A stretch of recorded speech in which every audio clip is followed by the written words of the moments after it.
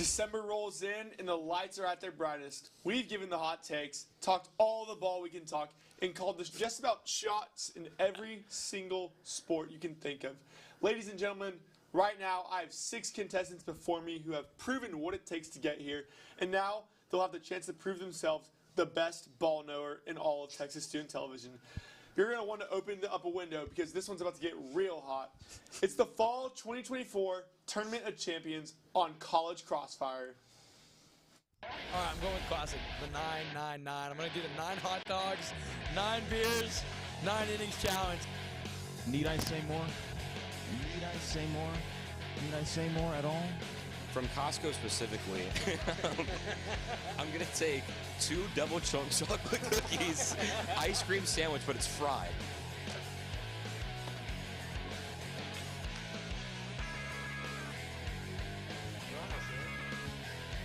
It's about to get hot in here, folks. It's about to get hot.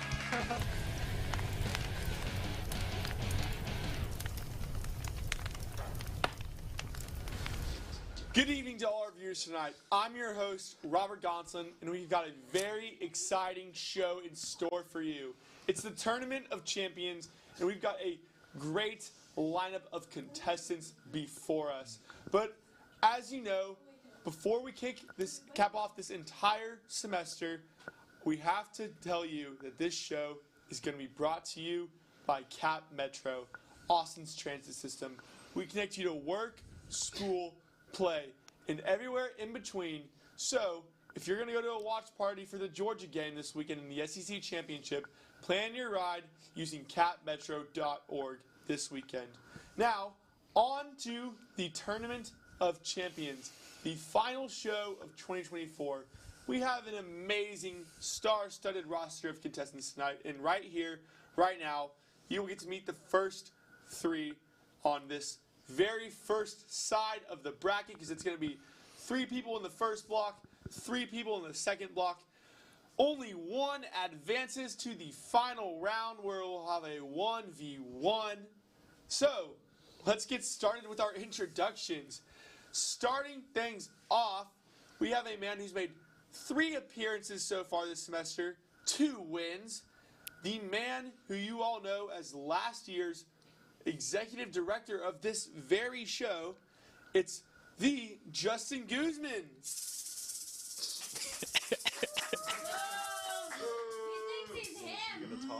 All right, so we got a lot of people in the audience acting up tonight. All I would like to say is you don't come to this school for participation trophies. You come to this school to win championships. That's what I plan to do tonight. Right you are, Goose. And all of our contestants will be competing tonight for the very own Yarish Galehood Trophy. Now, in the middle seat, we have a man who has made a few appearances this semester. He is one of only 2 fresh. I'm a sophomore. One of only 2. He's one of only 2 first-year TSTV members to cap off a win. It is Colin Flickinger. Colin, how's it going tonight? That was the Goose. Whatever he said, that was the corniest thing I've ever heard. Like, that was the most disgusting, corny. We're already taking shots like that, Colin? Come on now. Yeah. All right. Tournament of Champions, and things are already off to a hot start. And last but not least, rounding out this first side of the bracket, it's a man who likes to keep it easy and cool. Always got a smile on his face, and a winner of one of our September episodes. It's Ikey Kohler. Yeah, Ikey! There we go. That's what I'm talking about. Come on, bring it up, There we go. Yeah, I'm the 5 seed underdog, man. Hey, I'm ready to go win this thing. So let's go. Love the confidence, Ikey, and that's what everyone will need tonight if they want to take home this Tournament of Champions. So, before we get started, as always, we need to review the game's rules in case you, the viewer, have not tuned in before. There will be 3 rounds with each one containing 3 questions. Points will be given out to who I believe has the best answer in order of 6 points. 3 points, 2 points, and 1 point. That'll be saved for rapid fire. The double points will. But whoever gives the best answer, in my opinion, they get the most points. And the winner at the end of tonight's show will get to come on for next week. That's usually how it goes. But tonight's show, the winner will be taking home the Tournament of Champions, which is what we do at the end of every semester. So one person's going to advance with the highest score from this round. In the next round, we're going to bring on a new panel of three more contestants. The winner of that round will advance, and the winner of the final round, the 1v1, will be our champion for this entire semester. So, with that being said, let's start things off. The Lone Star Showdown. It has been a long 13 years that we've waited for this rivalry to come back. And for Texas fans, the victory sure was sweet. UT's offense was rolling in the first half. Sark was dialing up a 2-quarterback system. And the defense played lights out for the entire 4 quarters. Who was the sole MVP of this Texas win and why? Justin, start this one off. It's got to be Contravion Wisner. Now, Trey Wisner had over 186 yards total, 186 yards on the ground, 207 total. He had 21 receiving yards on only 33 carries. That's 5.6 yards per carry. But the most important thing, in my opinion, was his physicality. You saw it on the screen just now.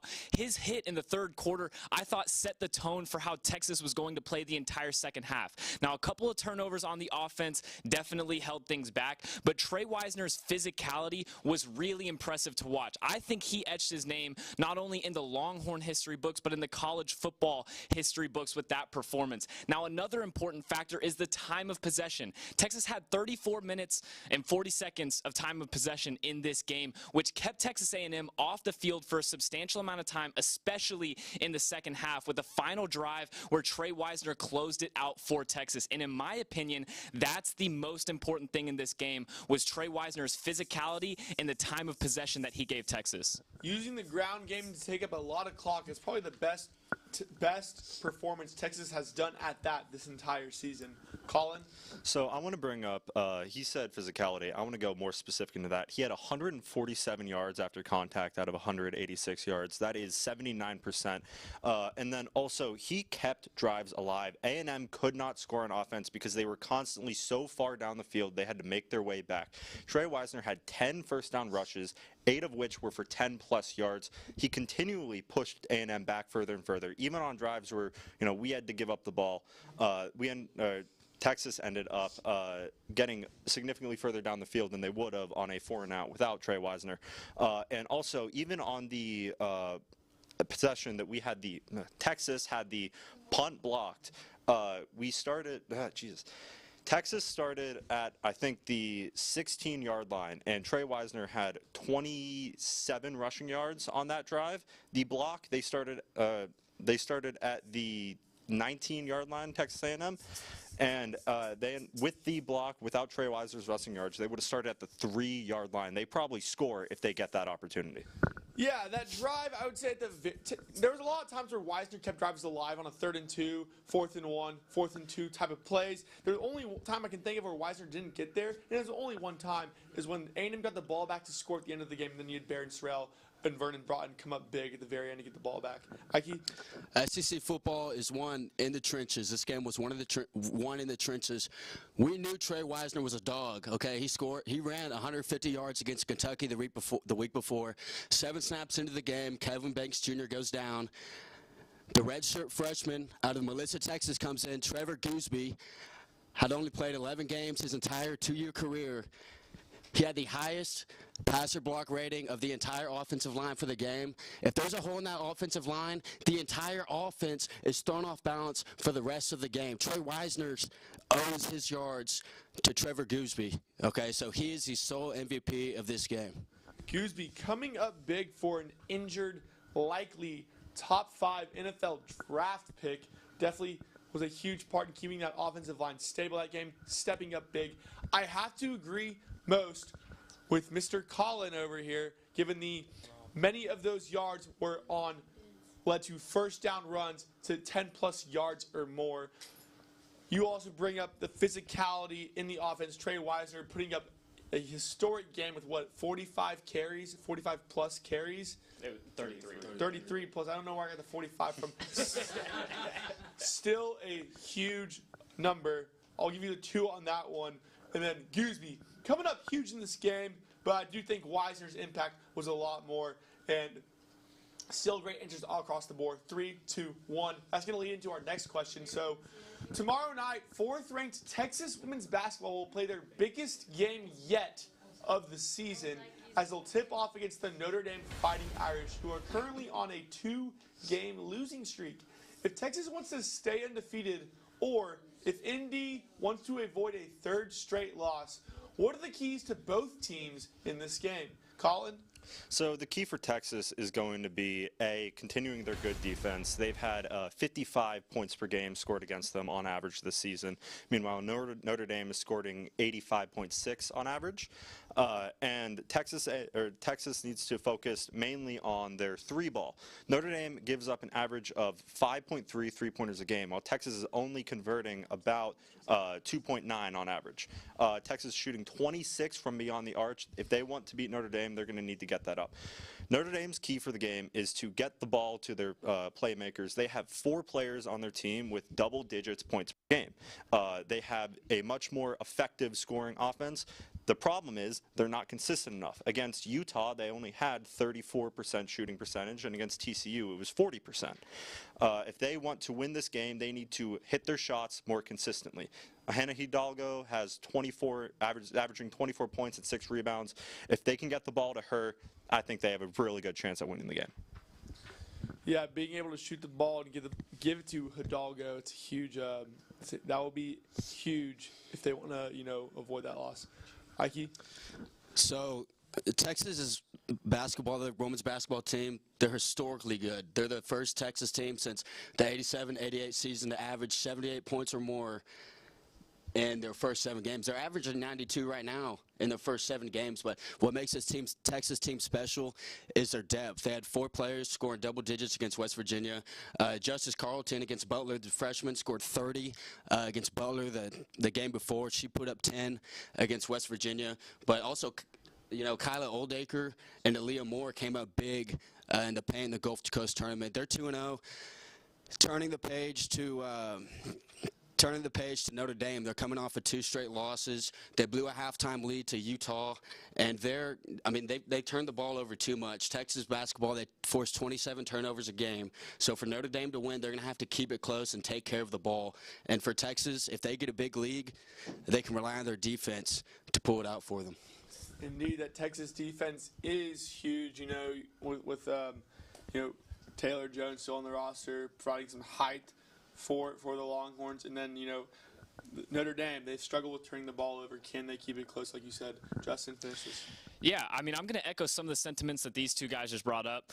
For Texas, in my opinion, the key is going to be holding Notre Dame under 70 points in this game. Notre Dame scored over 70 in every single game they've played this season except for their 2 losses. They scored only 68 and 67 points in their last 2 losses to TCU and Utah. Texas has a historically good defense. I think Texas is going to be able to do that, but if they want to win, they have to keep Notre Dame under 70 points. Now, the key for Notre Dame is Hannah Hidalgo, but not her scoring. We all know she averages 24 points per game, 45% from the field, 40% from 3. But when they beat USC, the number 3 ranked team in the country, she had 8 assists. She averages less than 4 on the season. When they lost to Utah, 0. If Hannah Hidalgo and Notre Dame want to beat Texas, they have to make sure that she is involved in the passing game, because Rory Harmon's going to be all over her defensively. If they want to win, she's got to get others involved. It's going to be a huge, really great matchup tomorrow night. You could argue that other than maybe like LSU and South Carolina, this is Texas's most exciting game of the season for the women down there. Booker and Harmon taking on Hannah Hidalgo. Going to be a great matchup to watch tomorrow night. And then final question of the block. Over the weekend, the Chicago Bears fired their very own head coach, Matt Eberflus, after his mishandling of clock management led to a painful game ending in the very first Lions Thanksgiving win in 8 years. This was the first year with starting quarterback Caleb Williams, who has shown some promise. So I have to ask you, who should be the Bears' next hire to develop Williams more and lead Chicago back to glory once and for all? Ikey, finish this one out. So the Bears are going to have to hire a proven offensive coordinator here. Caleb Williams and this young offense has a lot of talent, a lot of talented offense, but say you go hire a defensive-minded coach, an offensive coordinator is going to get picked up, boom, they're gone. They're going to be a head coach. So the best offensive coordinator in the league, in my opinion, is Ben Johnson for the Detroit Lions. He has a proven track record, okay? Jared Goff was traded to him in 2022. He was thrown away by the Rams, and look what Ben Johnson has done with this offense. And if you look at the Bears' track record of coaching, they hired Nagy in 2017, who was the offensive coordinator, quote unquote, for the Chiefs, but he was just being babysat by Andy Reid, and I mean, look how it turned out for them. But I think Ben Johnson is a clear guy here. The Lions have one of the best offenses in the league, and he'll be able to develop Caleb Williams just like how he turned Jared Goff into a star over a couple of years. Ben Johnson, a huge cornerstone in bringing back this Detroit Lions team over the past season or two. You know, with lots of bringing in a lot of talent to that offense. You know, they're great at the running back game, they're great at the passing game, and he's using all those pieces and taking them to success. Justin? Yeah, I think Ben Johnson is a solid pick. The only problem is you're in a division with the Lions who look like they're going to be a powerhouse. So if you choose Ben Johnson, who knows all of those tendencies? Dan Campbell. In my opinion, the Lions need to go with a proven winner, a guy who has worked with some of the greatest of all time, and that's Bill Belichick. You go get Bill Belichick. The Bears have lost games in ways we have never seen before. Bill Belichick has experienced everything you could possibly experience in football. You will never have a collapse like what we have seen from the Bears the last 6 or 7 weeks of the season. Bill Belichick has worked with Tom Brady, has worked with some of the best quarterbacks that this game has ever seen. And if the Bears want to really compete, they need a proven winner, a culture guy, and someone who is going to reaffirm Caleb Williams but set the tone for what this team needs to do in the future. Bring in the best mind in football. Bring in Bill Belichick. It would definitely be very cool to see one of the best football minds the NFL has ever seen, you know, get out of retirement, no longer be on those Monday Night Football broadcasts. Nothing wrong with it at all. But it'd be cool to see him come from narrating the game to being in the game. Colin? So how did Bill Belichick do with Mac Jones?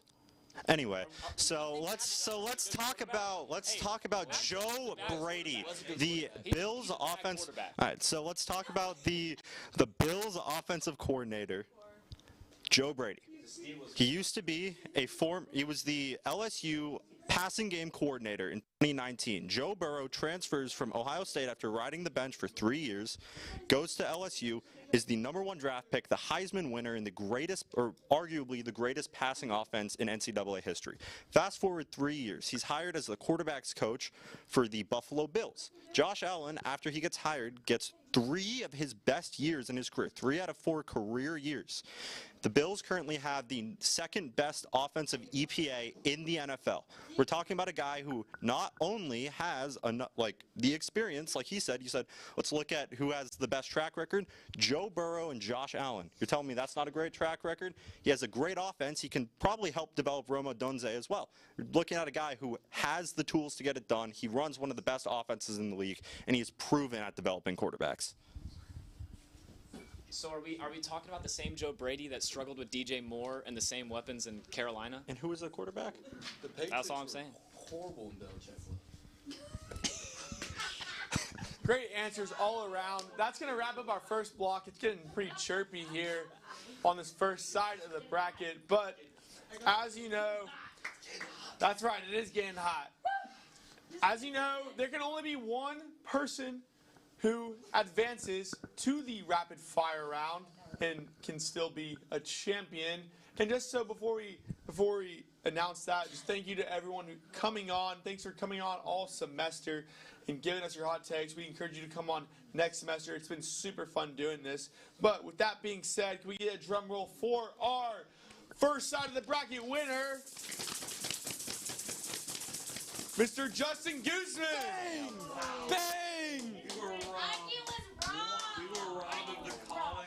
Hush, hush, hush. We will be there for round 2. Wait, we're doing FaceTime for the first round? Absolutely not. How's the That's going to wrap things up for our first block. We'll be back with the second block. We'll introduce a new set of contestants. So don't go anywhere because we still have a lot to talk about.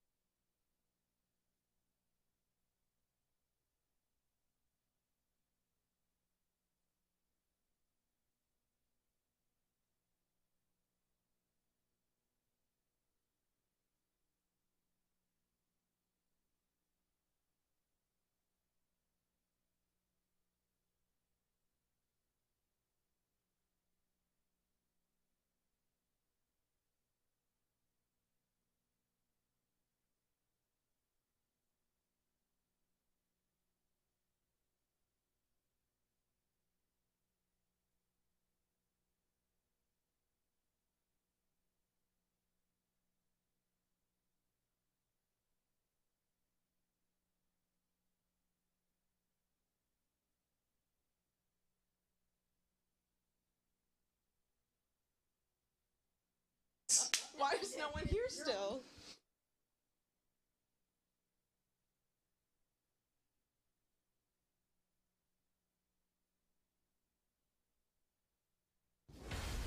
Welcome back into College Crossfire. We have a completely new panel of contestants here tonight. That's right. We're in our second side of the bracket. And so we have to do another set of introductions. Starting things off, we have the reigning Tournament of Champions on Crossfire. It is Ryan Hopper. Ryan, how's it going? It's great, Rob. You know, great to be here. I don't think the camera can fully pick up. I'm loving this festive bow tie you got going on. Thank you. Yeah. But great to be here. We're going back to back. It's our last show before Christmas, so, you know, happy holidays. Now, our second contestant on this panel, we have someone who's made 3 appearances and 1 win so far, straight out of Nashville, Tennessee. It's Kendell Ungar. Yes.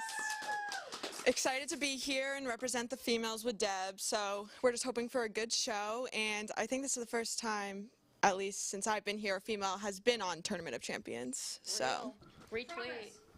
Yes. He doesn't hate women anymore, but we shall see if that's the case after this block. Whoa. Power. Kendell, we're happy to have you on here. And Deb, we're very happy to have you on here too. We're happy to have anyone and everyone on this show. Very inclusive. So excited to be in the middle of these two. So, he didn't give me a proper introduction, but Well, you, okay, I'll let you do it. I'll let you do let me it. do it. Okay.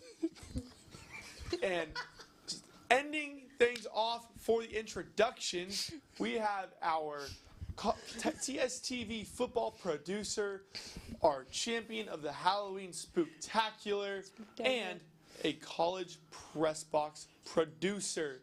She can talk all the ball because she does all the producing. It's Debanny Cerda. Thank you. Thank you for that, Robert. As a 6 seed, I feel like I come in severely an underdog, but you know what? I don't really care because I'm kind of here to cause chaos. I'm glad to be here. I'm joined by Mrs. Nashville herself, who won't ever stop talking about Nashville. And then I'm joined by Mr. Knows if Jaden Daniels is going to play or not, or if he's going to be out with the rib. And I'm very excited to be here. And full disclosure, I did not know, and I was wrong. Well, right you are, Deb, and yes, here. You are an underdog because We all make mistakes. You are a 6 seed. That's what the 6 seed is. Hey, I won as the 5 seed last time. No Don't one get asked. discouraged. All right. Don't get This discouraged. weekend. There you This go. weekend in men's basketball, unranked Texas hosts now 25th ranked UConn at the Moody Center. The Huskies were formerly ranked number 1 in the entire country until they lost 3 straight over Feast Week. Meanwhile, the Horns fell out of the AP poll after losing their first game of the season to Ohio State, but have been perfect since, pending a game against NC State that is going on right now. So, how evenly matched is this game really? And does either team truly have an upper hand, or is it just a toss-up? And so tell me, who will also win this game? Well, I mean, when you look at it, I think UConn is probably the only team in the country that can lose 3 games straight and still be ranked in the poll. And the reason is, Rob, they're one of the best basketball teams in the country. Simply, Texas is talented, but Texas is not. UConn is a fantastic team. You look at these losses closely. Memphis shot over 50% from the floor and from 3 and only won by 2 in double overtime. Underrated Colorado team won by 1. They got blown out by Dayton. I understand that. But UT had a confounding loss to Ohio State and Vegas as well. Liam McNeely, the freshman, is getting hot. And UConn just beat Baylor tonight at home by 5 without Alex Caravan, their best scorer. And Caravan will probably be out of concussion protocol before Sunday. I got the Huskies by 4 or 5. Texas isn't overmatched, but Texas isn't quite as good. I'm taking the Huskies, though that's obviously not what I want to happen. Yeah, UConn turning it around this week. You know, they beat Baylor tonight, and they had a I forgot who it's against. Not a big team, but they had a win after those 3 straight losses. You know, they might be back to their normal selves. Kendell? Yeah, I think this definitely won't be a blowout at all. I think Texas will be able to remain in the game, but you also have to look that UConn is coming in this season with 4 brand new starters, and it's the beginning of the season. It's early on. They're just getting those tweaks kind of figured out, and I think Texas did recover well from that first loss week 1, but then you also have to look at how Dan Hurley knows what he's doing with his team. He's able to develop these players, and exactly tonight they beat Baylor, number 15. They had a very good win, and I think they'll come to Moody Center with that momentum going, and they want to prove that, hey, we're the same team that won the last 2 championships, and I think they will do that against Texas.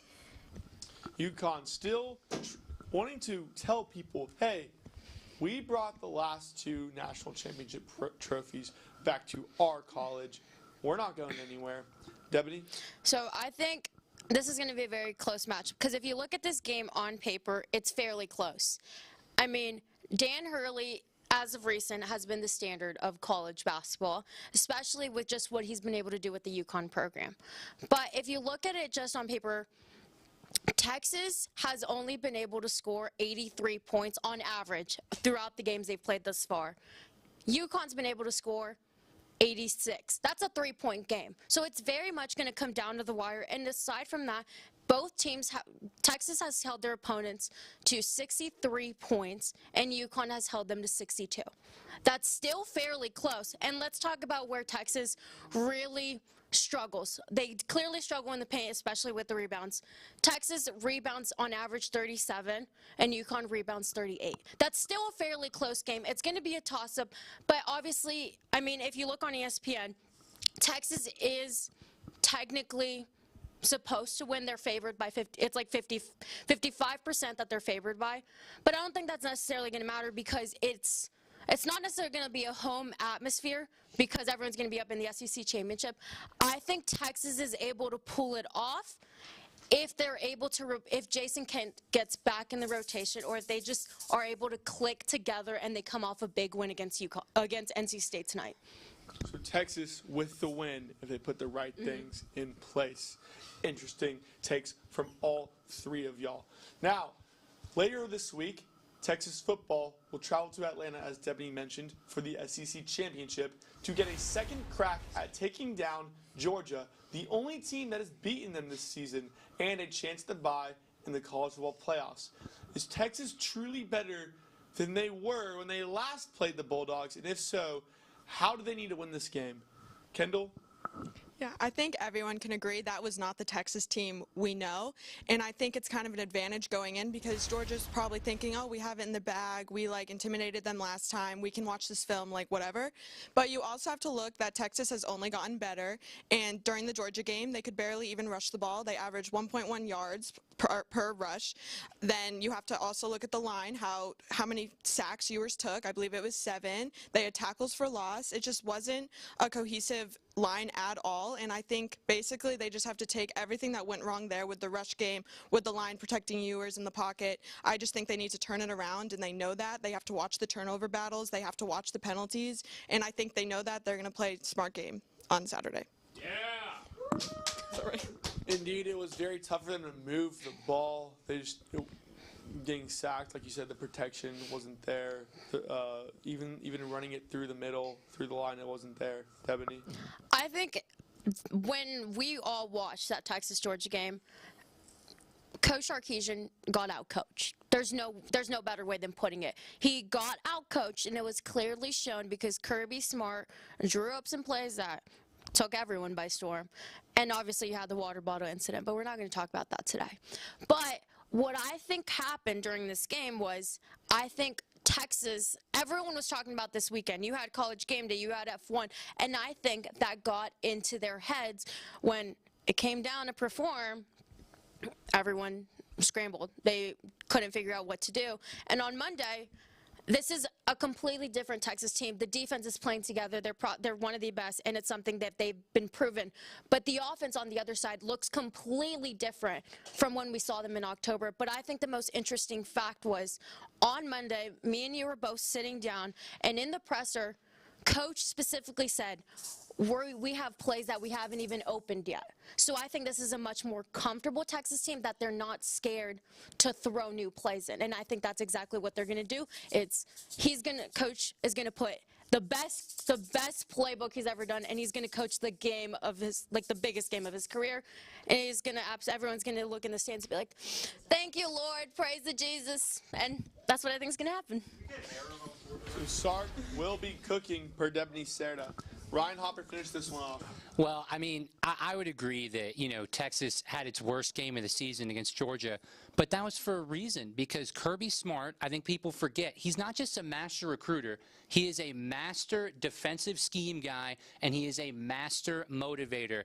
I completely disagree with the point that Georgia is going to say, oh, we don't really need to watch film this week. We can overlook Texas. Georgia knows how good Georgia knows how good Texas is, and the fact is that Texas is favored by 2.5 points. However, I have serious reservations about this game because of the Texas offense. The only reason the Texas offense has found consistency recently, as y'all talked about in the A block, is because of Quintravion Wisner. I'm telling you right now, Quintravion Wisner is not going to be able to rush for 150-plus against the Georgia front seven. That's not going to happen. I am seriously concerned. But what's going to keep Texas in this game, the key to this game, is the turnover battle. If Texas loses the turnover battle, they will not win this game. And specifically, like in the Georgia game, they cannot turn the ball over on their own side of the field. Both interceptions were inside their own 50. The sack fumble we showed on the VO was inside their own 50. That is very problematic. The defense should have never given up 30 points that day. They were just stuck with short fields, and they had to pick off Carson Beck 3 times. I think Texas pulls this one out 21-17, but only because they are a turnover or 2 better than the Dogs. Turnovers being a very huge aspect for Texas in that loss to Georgia a few weeks back. They couldn't score on 2 of them. They scored on the 3rd one, but, those were coming out a dime a dozen for them, and they couldn't make it happen. If that happens, if they're able to capitalize on turnovers this game, the outcome may be very different. But still, great answers from the 3 of y'all. And now we're heading on to the last question, so make this one count. We are just under a week away from the quarterfinals of the 2nd ever NBA Cup. Yesterday, however, was the final day of group play for all teams in the league. Taking a look at our bracket now, which quarterfinal game will ultimately end up being the best to watch? Debanny? Give me the Mavs and the Thunder.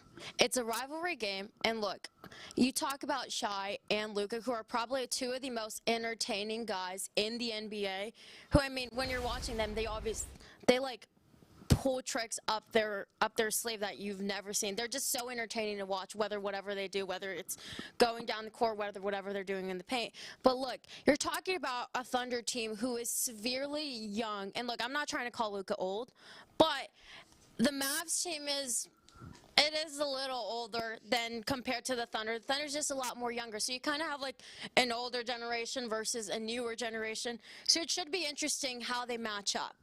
And as we're on, are we allowed to be on phones? Because this one's on his phone. He was reading his notes. I'm just saying. All right, so we hear you. We're all good here. So the Mavs and the Thunder, old versus new, should be interesting. Ryan? Well, you know, I understand the Mavs and the Thunder. However, I'm not a Mavs or a Thunder fan. I don't know if either fan base would call that a rivalry game. I'm going to go with, and that also could be a great playoff series. The purpose of the NBA Cup is to add meaning to the regular season in a March Madness style tournament where teams can have great runs because of one-off games like we see from Cinderella's in March Madness. That's why the game of this round is the Rockets against the Warriors, because the Warriors are too old to sustain 4 playoff series in a row. This is probably the last chance for Steph and Draymond to win something as teammates in Golden State. They're getting older. The core is getting older. Meanwhile, Rob, you'll remember this. Those Rockets-Warriors series from back in the day, this young Rockets team, young Rockets team can avenge the city of Houston. Jabari Smith, Jalen Green, Alfred Sengun, they can get y'all's revenge, Rob, in the NBA Cup and stick it to Steph and Draymond, who caused the city of Houston so much pain. You remember that Game 6, Rob? You want to stick it to the Warriors. I remember that series. We sold 4 times in my childhood. 4 times the Rockets fall to the Warriors. It was 2016. It was also 2015. It was 2018, 2019. Way too many times. Kendell? So I kind of looked at the bigger picture here, and I looked at what led up to this moment to pick my choice. So I agree with the Mavs Thunder pick, just because these two teams just played each other a little over 2 weeks ago, and it was a 2-point game, and that was an exciting game. Obviously, it was a thrilling end. Thunder was able to come back and almost beat the Mavs when they had a 10-point deficit, and I just think that Thunder's going to come in and be angry that they lost. First of all, the Mavs are going to say we can do it again, and I just think it will be a great rematch, especially in the quarterfinals. So that's why I ultimately chose that matchup, because we've already seen it and it already was like that, and I think it's going to be even better than the first time. Even better than the first time. Yes, that'll be exciting, because that was one of the most fun series to watch in the last NBA playoffs. But that's going to wrap it up for this block. We can only have one winner advance. And so, going on to the finals, can we have a drum roll, please?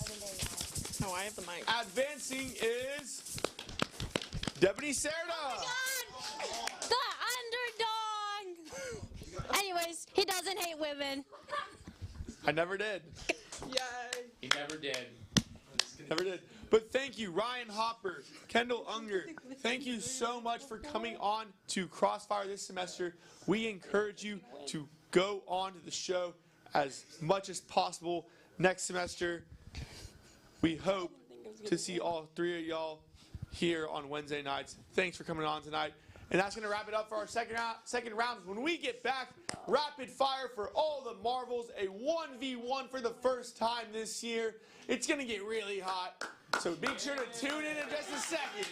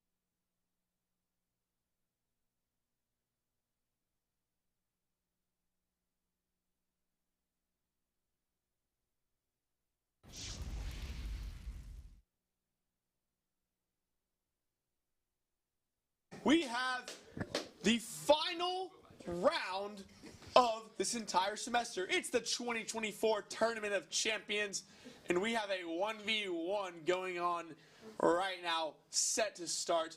On one side of the bracket, we have Justin Goosman coming to the championship. On the other side, we have Debanny Cerda. So, this one's about to get really hot. That's my saying. Really hot. It's a 1v1 in the final. It's rapid fire for the Tournament of Champions. I can't get more excited than this. Let's go. All right. So, double the points, double the pressure. Let's begin. For the past 10 years, the 4-team college football playoff format has operated where all the New Year's Six Bowls rotate in pairs to host a semifinal game. We had the Rose Bowl paired up with the Sugar Bowl, the Cotton Bowl with the Orange Bowl, and the Fiesta with the Peach. This year, however, all 6 New Year's Bowls will be a part of the 12-team playoff and be implemented in some way, so none of them will be left out. Instead of using even more bowls in the first round, games will be played on campuses. But I want to ask you, if instead the 12-team playoff were to include more bowls, which existing one should be added and why? There is one bowl in particular that will give you the max points on this question. There's max points. Is it like bonus points? There's one that will win you the question. Give me the Pop-Tart Bowl. I know it's very underrated, but you're talking about the marketing that they do. It's brought in so many viewers, and it is entertaining to watch. You mean to tell me I want to see players eat that Pop-Tart just because it's entertainment, it's great publicity, and I mean, it's Pop-Tarts. Who doesn't love Pop-Tarts? You're reaching a demographic who are little kids who love Pop-Tarts, who are probably just going to say, oh, a Pop-Tart Bowl. I don't necessarily know what that's about, but I love Pop-Tarts. So, I mean, it's kind of a win. You get more people engaged. It's a good location, and it's great publicity. The Pop-Tarts Bowl, indeed. We saw their own mascot last year get turned into a real Pop-Tart through a little kind of celebration at the end, and the players got to kind of have a giant Pop-Tart. It was pretty cool. It would definitely draw a lot of attention. Goose? Yeah, the Pop-Tart Bowl is cool, but we need something with a little more tradition. And what's better than tradition than dumping Gatorade on a head coach? But wait, it's not Gatorade, it's mayonnaise. Give me the Duke's Mayo Bowl, where you pour mayonnaise on the winning head coach for whatever team wins the bowl game. Look, we all love a good Gatorade bath after a Super Bowl, after a big bowl win, but the Duke's Mayo Bowl, a coach gets dumped in mayo at the end of a big win. I mean, in a college football playoff format, that would be electric. I don't know if there's any other better way to celebrate a victory than dumping mayo on your head coach. You know the meme, I'm pouring honey on you, goat? It should be, I'm pouring mayo on you, goat, because the Duke's Mayo Bowl is one of the best in all of college football. But you're going to stink right. You're going to stink right Who cares? You just played a football game. Everyone stinks. Allergic to it. That is like that is so unsanitary. Would you rather have something that you eat? What if you're allergic to a Pop-Tart? Come on, it goes both ways. It's interesting how y'all chose. It's interesting how y'all chose 2 of the newer bowls. You know, not new bowl games, but bowls, I believe, with the newer sponsors. You know, I think Duke's being a new sponsor to the, I guess they are the Mayo Bowl, but Pop-Tarts Bowl. I think, are they just the Pop-Tarts Bowl, or are they like the Pop-Tarts and then like permanent name bowl like the Pop-Tarts? I think it's just the Pop-Tarts Bowl. Interesting takes by both of y'all. I'm making that one really hard, though. The correct answer that I would have given the most points to was the Sun Bowl in El Paso. But those are still 2 great answers.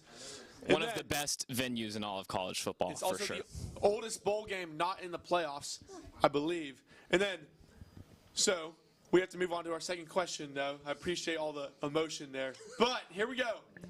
Ah, yes. The Tournament of Champions, widely regarded as a king amongst any sports trophy. It's top tier, a blue blood, a face on Mount Rushmore, the Mount Rushmore of trophies. We have this Yarish Galehood trophy right here. someone taking it home today, set the foundation before all of us. So, I must ask you, we must consider the awesomeness of any other league's championship hardware. So for the sake of this conversation, putting the Yarish Gaylord trophy aside, which trophy in all of sports is the best? Yeah, I'll take this one off rip. I think that the best trophy in the history of sports is the Crystal Football from the BCS era of college football. It is the most unique trophy, I think, in all of sports. We look at the NBA and the NFL. They both have very similar trophies. It's a football or a basketball on top of the trophy's base. The Crystal Ball was so unique. I really just like the look of it. Everyone holding it up after the game, kissing the crystal ball. There was great tradition around it. I think it was one of the more creative trophies in sports history. And the recent trophies are good. I like the college football playoff trophy, but it feels like every other NCAA title trophy or Super Bowl championship trophy. And so I just really think that the crystal ball is the best way to go. Crystal ball being a very cool trophy with a different, it's literally in the shape of the ball that the sport uses, you know, and you mentioned a lot of other trophies are just kind of a tall, just a tall rectangle almost. But yeah, very cool. Wish we could still see that, you know. Debanny. I am going to steer away from like the main sports. No, I'm not going to go with the Stanley Cup. I'm going to go ahead and go with the Bowerman Trophy that is awarded to the best male or female track athlete of the year. It is one, I don't know if you've seen it, but it's in the Hall of Fame because Julian Alfred won it. But it is I don't even know how to explain it. And Aaron walked out. He hates me. Anyways, but it's like circle and it's golden and it's like a little arc to replicate kind of like the little spike, like the blocks. And it's all gold that if you put a fingerprint on there, you can see it. And it's one of the more unique trophies that not everyone knows about because of how unique and how rare it is. And luckily, we are very fortunate to have two here at Texas. I was about to say, and luckily, we have someone who's won it for this university. Julian Alfred, an Olympic gold medalist. Hope to see her win some more gold medals. Very cool that one, there we go. There we go. See, it's a cool trophy. Right, for those who can't see it, put it on the camera. It's a pretty cool one. In front. But there you go. Oh, the it's all front right. camera. It's all right. So that's gonna lead me to my next and last question of the entire semester. Last one. I encourage y'all to think hard on this one and give me the best case to prove why your answer is the best. It's fitting that we wrap up this semester with a hot debate about one of all of sports' biggest teams. That's right, I said it. The Texas Longhorns. Yeah. Any sport in one university. And well, the university is killing it all in athletics right now. Locked in for a spot in the college football playoffs, a conference championship for soccer in its inaugural SEC season, a women's basketball team who could very well win it all, and a reigning two-time national championship volleyball team that is about to host the tournament starting tomorrow here on campus. And so much passion and so much tradition for so much success here at this university. So to end things off here tonight and for the entire fall semester, which historic University of Texas sports tradition beats all and why? At UT, right? Like here. Which UT sports tradition? When you go to the games, when you watch them on TV, when you walk on campus, sports related, what is the best?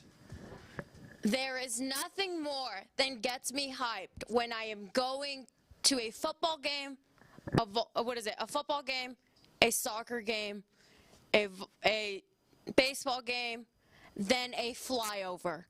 It gets everyone in the facilities so hyped. And yes, it's related to it, but you're talking about thousands of fans who get together to chant the USA, USA, USA.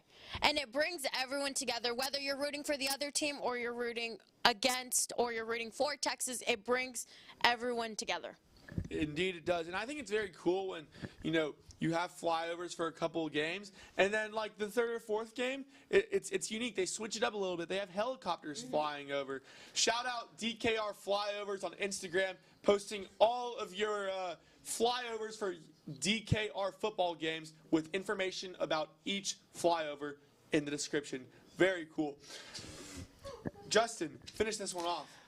Flyovers are great, but so many schools do them, right? We need something unique to Texas, and that's why before the football team takes the field, when Bevo does his gallop onto the field, there is nothing that gets the Texas crowd more hype. Obviously, we have Hell's Bells, we have Thunderstruck, all of these great songs, all these great UT traditions. But when Bevo gallops onto the field, it feels like everyone in that stadium is united. Even the away fans, whenever Bevo does his jog, seem to be into that. Like, he's the best mascot in all of sports. It's the best UT tradition, in my opinion, because it's limited to just football as well. You can't harness that energy and that environment in a basketball game or a soccer game. So just UT football, and when he does that gallop onto the field, it is truly one of a kind in all of Texas traditions. Wait, can I change my answer real quick? Am I allowed to? I don't think that's going to go with the rules. Okay, it'll be like, real quick. Can I just say what it is? No. You can say what it is, but it won't play. You've given your answer, though. Okay, the Bevo third down animation. It gets everyone hyped. That is a cool one. That is a cool one. It is a cool one. Just throwing out there. Oh, there's like Big Bertha, the band taking the field, Smokey the Cannon, the Texas fight chant. All great traditions at this great university. But as you know, there can only be one champion for the semester. And so our fall 2024 Tournament of Champions is... That's not me. Justin Goosman. It wasn't Yes! Yes! We got it done, Rob. We got it done. After 3 long years trying to take home a trophy, I avoided the Chris Paul narratives. Honestly, just a remarkable show once again. All the contestants did such a good job. There's great energy from everyone here. Robert, you've had a fantastic semester as host, and it's been really enjoyable. And I just want to thank, Tyler in the back for all of his work, my mom and dad for getting me here. The Yarsh Gale Hood Trophy, it's coming home, fellas. Well, where that trophy is. I don't care where this trophy's been. Justin, thank you for your kind words. It's been so much fun having everyone on the show this semester. One of my favorite things about this show is that each week I get to have new people on. I love it when we have as many contestants as possible. It makes my job harder but more fun. And I think the list of people who had when I was told the scores to be on this show, when I was doing all that, the list was super long of all the people who've come on, and I hope to maybe even double that next semester, have some more contestants on. But Debanny, you did a great job tonight.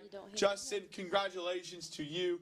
Thank you so much to everyone who came on, and to those who were producing in the control room, to Graviel Silva, our associate producer, and to our executive producer, Tyler Moss, who worked so hard to make this show come to life. And to you, the viewers, thanks for tuning in. That's going to wrap it up for College Press Box this semester. Be sure to tune into 1-0 on Friday. Excuse me, College Crossfire. I don't know how I butchered that. I'm just so used to... We're used to going on all these shows, but that's just a testament to how fun TSTV is. That's going to wrap it up for College Crossfire this semester. Be sure to tune into the 1-0 Sports Show on Friday morning, getting you ready for the UConn game, getting you ready for some volleyball, getting you ready for the SEC Championship. That's going to do it here in the studio for College Crossfire. Thanks for tuning in. I'm your host, Robert Gonsolin, and have a great night.